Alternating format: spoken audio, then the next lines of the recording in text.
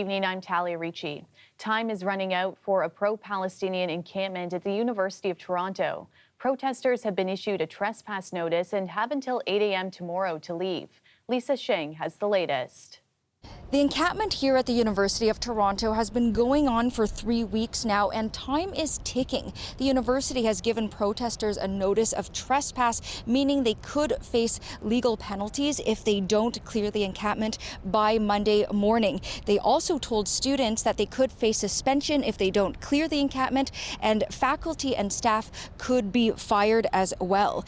For 3 weeks now, hundreds of protesters have been sleeping in tents here on campus in a bid to get the school to restructure its finances as well as its academic relationships to sanction Israel amidst the war in Gaza. So the university says the protest must end, that it has put tremendous pressure and stress on the entire school community. Now, university president Merrick Gertler had outlined an offer late last week to the students saying it would consider striking up a committee, including students, to consider divesting from Israel over the next few months. But protesters here say that's not good enough and it won't be happening fast enough. Here's what they said earlier today about their counteroffer. We're not interested in committees, we're interested in commitments, we're interested in getting the University of Toronto to divest from weapons manufacturing companies. The proposal they put forward is essentially just an expedited timeline of the existing processes for divestment. And so we know that these processes are not a guarantee. Meanwhile, the Ontario Federation of Labour, which represents about 1 million workers in the province, has thrown its support behind the students and staff protesting here, saying the university has to bargain in good faith without the threat of police interference. So it's organizing a rally here Monday morning as a show of support behind the protesters. As well, there are negotiations tonight at 5 p.m. between the university as well as protest organizers. Lisa Sheng, CBC News, Toronto. Officials in Gaza say at least 35 people have been killed during an Israeli air bombardment of Rafah. Reports say the attack hit an area where thousands of refugees were sheltering in tents. That's according to Palestinian emergency services. Several hospitals reported taking in patients. It followed missile launches from Gaza earlier in the day that triggered sirens in Tel Aviv for the first time in months. Several were intercepted and no casualties were reported. As Israel continues its assault into the Gaza city of Rafah, Hamas fought back today. Iris Mackler has more from Jerusalem. What we know is that the barrage of something like 8 rockets, I don't know how many were fired, but that's how many Israel said crossed into Israeli airspace. Most of them were intercepted. It has to be said. There was minor injury, minor damage, very few injuries to people. But nevertheless, most of that was injuries from shrapnel. But nevertheless, Israelis in the center of the country were running for their bomb shelters, and the airport was closed for a short time. So it did have an impact on Israel. And what Hamas says, it's interesting. First of all, it's 4 months since the last such barrage to central Israel. And Hamas claimed responsibility pretty smartly. And they said they were doing it in retaliation, and I quote, for Israel's massacres. What Israel says is this. They are firing from Rafah. That's also significant. They're firing from Rafah as Israeli troops advance, and they know that once those rocket and weapons stores are located, Israel will destroy them. So I guess use it or lose it. They're using it before they can be destroyed. Nevertheless, they have given some ammunition, if you like, to right-wing politicians in Israel who say, how can you stop fighting in Rafah when there's still sufficient weapons there to be fired into central Israel. That was freelance journalist Iris Mackler in Jerusalem. Back here in Toronto, police are searching for multiple suspects who fired gunshots at a Jewish girls' elementary school early Saturday morning. A rally is expected at the school tomorrow in solidarity against anti-Semitism. Tyler Cheese has the latest. We would expect that in Canada, everyone could express their religion and follow their traditions freely.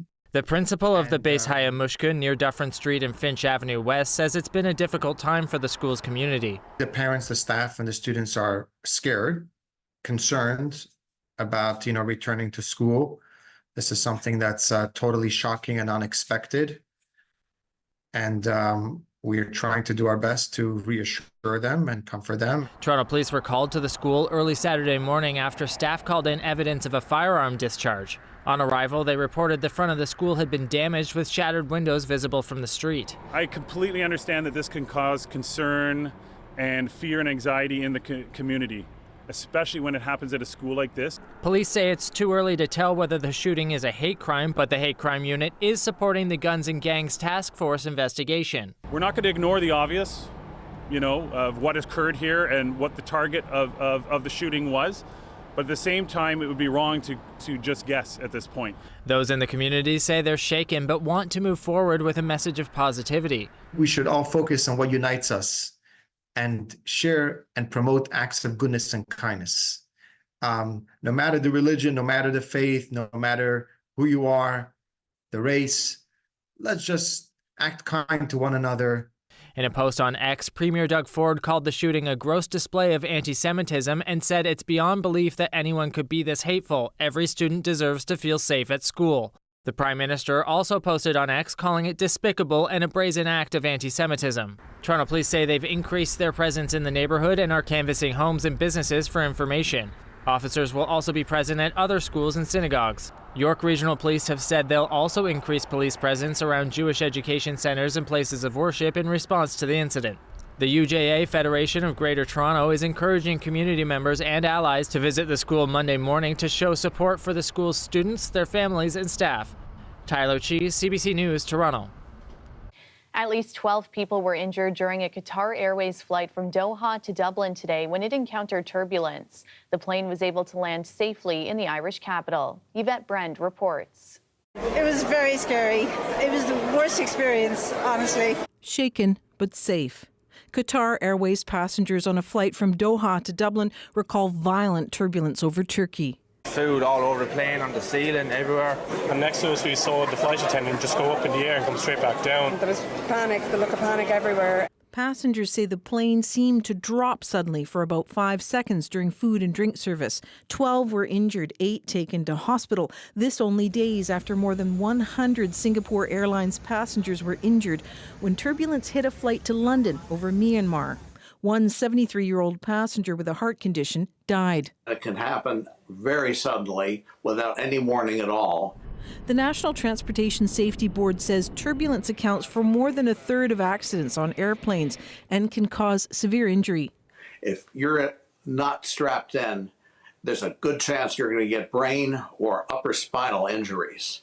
So even though the seatbelt sign is off, while you're seated, keep that belt fastened. Singapore Airlines changed safety rules after Tuesday's turbulence to stop serving hot meals and drinks when the seatbelt sign is on. Researchers warn that air turbulence events are increasing and becoming more difficult to predict. I do think we need to continually reevaluate that in the face of the reality that these things are more frequent and more severe than before. In a statement to CBC, Qatar Airways said the Boeing flight is now under internal investigation. Safety and security are their top priority. So yeah, it was just atrocious. Never again. This man walked away with just torn clothes and questions how he plans to travel next time. Yvette Brand, CBC News, Vancouver.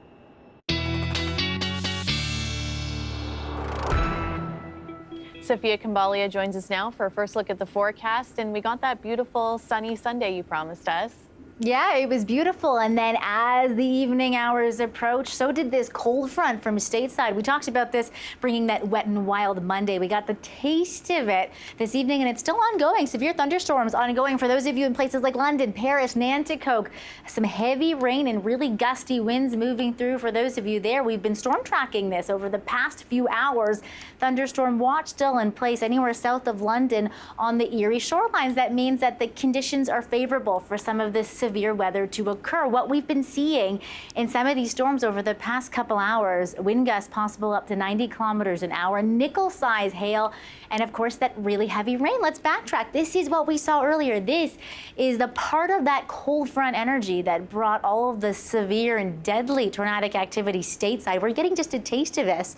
And some of these storms were tornado warned stateside. There was the chance of a land spout funnel cloud over the Erie shores over the past few hours, not enough energy to bring that storm, that big tornadic activity to the land at all, but still some heavy rain and really gusty winds. Let's talk about what this means for Monday's storm potential. Pre-dawn hours, there's a chance for some non-severe storms, bigger chance with more storm energy for the potential of some gusty storms into the nation's capital region. Monday afternoon and evening, I will go through the timing for you in the long range, talk about the temperatures and how much rain you could see out of this. Tuesday's rainy as well, but we clear up end of the week. Talia. Thanks, Sophia. Quebec's premier says he's open to limiting children's social media use. The issue was front and center today at his party's national convention, where they debated a potential ban on accessing social media for those under the age of 16. Kwabena Oduro has the story. C'est un vrai problème de santé publique. Speaking at his party convention, Quebec Premier François Legault now says he's open to a ban on social media for those under 16, calling social media platforms virtual pushers. 16-year-old Chelsea Nunu agrees that there has to be limits. I don't think it'd be too much of an issue for that banning to happen. I think that there are a lot of mental health issues that are caused due part to social media. Experts say social media is linked to the rise in negative body image, depression, and anxiety in young people. It's really that social media ban before the age of 16, before they're ready for the intimidation, before they're actually prepared to handle the vulnerability that we know social media offers. France and Florida have banned anyone under the age of 14 from setting up social media accounts. But when it comes to a similar ban here, parents worry that children might find a way to bypass those age requirements. It's not going to change anything. You can't enforce it. And it could also be viewed as stifling free speech in a way. However, there's ways that we can teach people how to responsibly use it. Still, some experts say a universal ban sends an important message. By more people banding together and enforcing similar, rules and similar, and also obviously coming from the government, I think it would have a significant impact. Legault says he wants to start a new committee to study the social media impacts on the health and the development of young people. No deadline has been set yet for the study. Kwabena Oduro, CBC News, Montreal. Drake's escalating feud with Kendrick Lamar got his critics raising questions about the number of companies owned by the Toronto rapper. Our Ben Makuk looks more into that. Drake has already put out 2 diss tracks. Pip squeak, pipe down, you ain't in no big threes. Kendrick Lamar finally dropped his diss track against Drake. I hate the way that you walk, the way that you talk. As Drake's beef with Kendrick Lamar started ramping up, some people started digging into the Toronto rapper's companies. And it turns out he's got a lot of them. Tweets that got hundreds of thousands of views pointed out Drake owns at least 20 companies. But what does that mean, and does it actually point to anything unusual? I looked closer into this and got access to some of the records that this all stems from. The US documents show he actually has or had at least 52 incorporated entities, listing Aubrey D. Graham, his legal name, in senior positions like director, manager, and CEO. In the US, the second that you say, oh, let's start this business, the first thing you would do is create an LLC. It protects you from liability. Let's break this down. Hey, I'm Rue. I'm an addict. There are 9 companies using the name Dream Crew, Drake's well-known media company making HBO's Euphoria, and 18 that feature his initials. Another 4 shows, Away From Home, a reference to a song, and 2 that reference owls, Drake's trademark symbol for his company October's Very Own, known as OVO. Owl Creative Holdings, and a company with the name Strix, which in mythology is an owl that eats humans. One is even called Silence Policy. So you want to keep every single one of those businesses, in effect, segregated in the sense that any risks related to that project and getting sued or having going broke or anything to do with that particular project are isolated to that particular project and the assets of that particular entity, and it doesn't sort of bring the rest of your entire business empire down. Now, estimates put Drake's net worth at around $250 million. Let's talk about protecting that wealth. It's very common for people with very high net wealth to have an inordinate amount of LLCs at times. Donald Trump has quite a few of them. That is a form of asset protection. When you have that kind of net worth, you kind of have a bullseye or a target on you for what can be frivolous lawsuits at times, right? Step that way, then step this way, step that way. Another thing, After Kendrick used Drake's Toronto home for the cover of his diss track, Not Like Us, Drake's properties came into the spotlight. Got a condo up on Biscayne. In his 2011 track, The Motto, Drake raps that he got a condo up on Biscayne in Miami. And the Miami property cost him $1.9 million US in 2011, before flipping it as one unit for $2.4 million to an NBA player in 2012. The records show Drake bought that condo from controversial property developer Levayev Boymel Green Marquee Developers LLC, one of the namesake partnerships between businessmen Lev Levayev and Shea Boymel Green. So we don't know how much Drake really knew about the developers. But in the 2000s, both Levayev and Boymel Green were accused of helping to build Israeli settlements in the West Bank, which are considered illegal under international law. Drake's team declined to comment on the record, while Boymel Green and Levayev didn't return our requests for comments. Type of money, everybody acting like they know you. Ultimately, using limited liability companies and investing in real estate, something experts say is typical of someone like Drake. It's honestly advisable in many instances.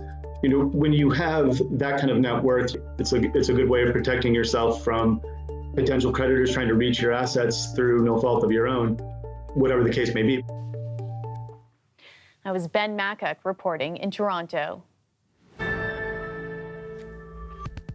U.S. presidential hopeful Donald Trump received a chorus of boos from a crowd while campaigning at the Libertarian National Convention. Now I think you should nominate me or at least vote for me, and we should win together. Trump supporters and libertarians repeatedly clashed during the event, with a few members of the audience escorted out of the building. Trump is hoping to appeal to libertarians ahead of what is forecast to be a tight election this November. Military spending was back in the spotlight in Ottawa this week after a letter from U.S. senators saying it wasn't enough. JP Tasker has more on why the senators believe there's a problem and how the federal government is responding. Prime Minister Justin Trudeau is in the hot seat again over defense spending. In a rare move, a bipartisan group of 23 U.S. senators blasted Canada's commitment to the NATO military alliance. Writing in a letter, "We are concerned and profoundly disappointed Canada won't hit the target of spending 2% of GDP on defense this decade." Adding, Canada will fail to meet its obligations to the alliance to the detriment of all NATO allies and the free world, without immediate and meaningful action. We'd sure like to have our closest neighbor and closest friend, step up a little bit. Canada's latest defense plan suggests spending will reach just 1.76% of GDP by 2029. That's up from the current 1.4%, but still falls short of the target. Frankly, there are very few countries in NATO that are doing less in terms of a percentage of their GDP than Canada, and we'd like to get that number higher. NATO now estimates more members will hit the 2% target this year, 18 of 31. This defense analyst says Canada's reputation is on the line as it falls behind other allies. Do you think this letter is a bit of an embarrassment? Even 4 or 5 years ago, we had lots of company at not meeting our targets. We're increasingly isolated. Trudeau says other people in the U.S. think what Canada has planned is sufficient. Massive investments in Arctic safety and security, recognizing NATO's western and northern flank is Canada's Arctic, are all extremely well received by the Americans. And if a big order for submarines goes through, the country could hit the 2% target sooner. We know we've got work to do. We've acknowledged that from day one, that there is more that we need to do. The U.S. senators want Trudeau to spend more before the NATO summit in July. Defense experts I spoke to say Canada could lose out on NATO funding or leadership roles if it doesn't come through. JP Tasker, CBC News, Ottawa.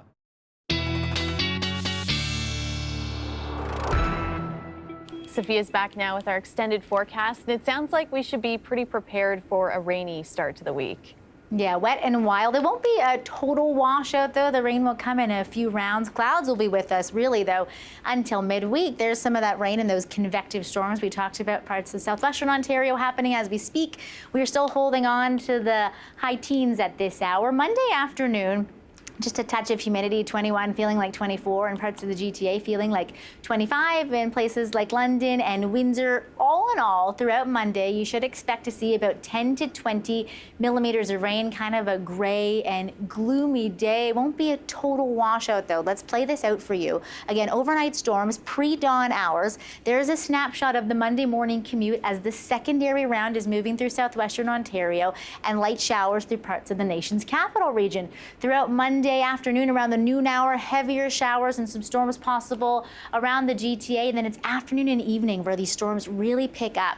Potential for even some rotation, and again, that nickel-size hail around eastern Ontario and right into southern Quebec. So we're watching the potential of some of those 90-kilometer-an-hour wind gusts. If you do have a storm come through your neighborhood, and that's not the end of the rain, a trough lingers, but some wraparound rain Tuesday and into Wednesday.